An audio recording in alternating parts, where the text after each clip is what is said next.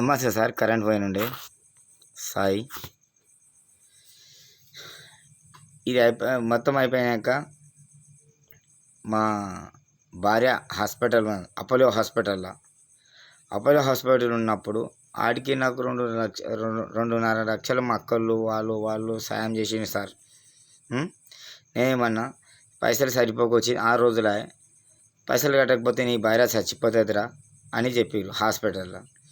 సరే ఎట్లయినా చేస్తా, ఎవరైనా కాలు మొక్తా, నా భార్య కాపాడుకుంటా, చిన్న పిల్లలు ఉన్నారు అని చెప్పిన సార్. నేను చెప్పినాక ఏం చేసిన సార్, నేను రామచంద్రకి ఫోన్ చేసిన.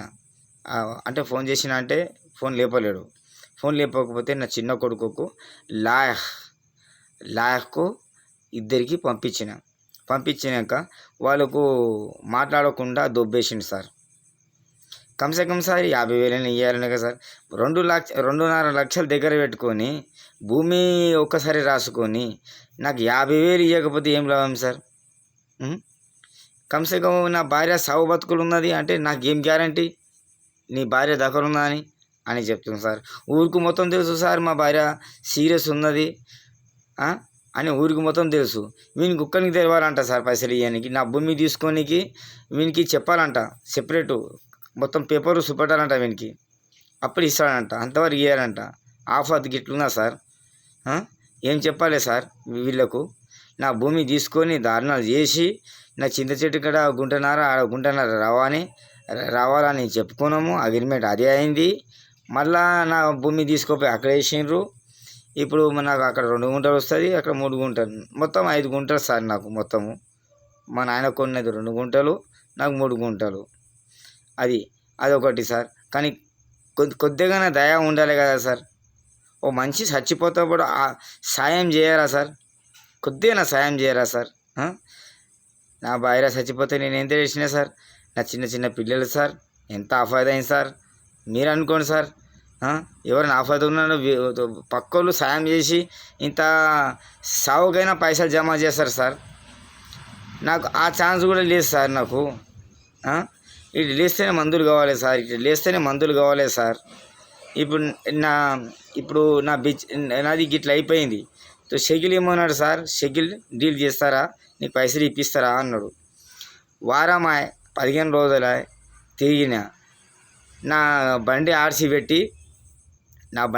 పెట్టి బిర్యానీ తినిపిమ్మన్నాడు సార్. నా చేతి ఆల్రెడీ ఇరిగిపోయింది సార్. నేను ఏం పని చేసి నేను ఆర్సీ ఇరిపించుకోవాలి సార్? నేను చెప్పండి. నా దగ్గర పైసలు లేవు, నా చేతి ఇరిగిపోయింది.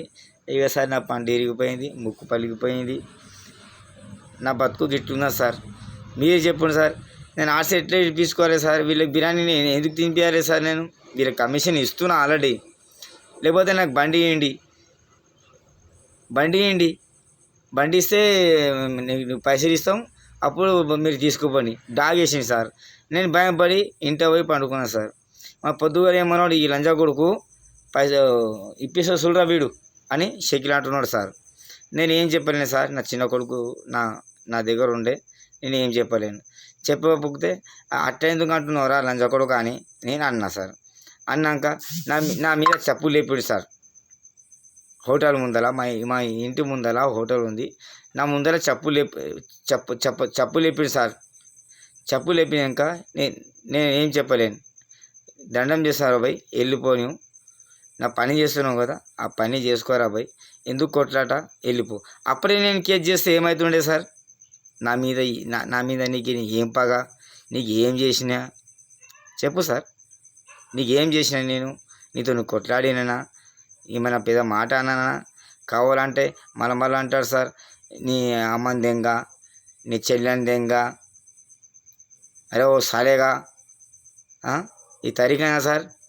10 మందిరా సార్, 10 మందిరా అమ్మని దెంగ, చెల్లెలు దెంగ అంటారు సార్.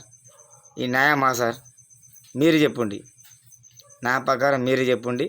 ఇప్పుడు ఈ వీడియో మీ దగ్గర నేను యూట్యూబ్ చేస్తా, మీరు చూసుకోండి సార్. జై హింద్.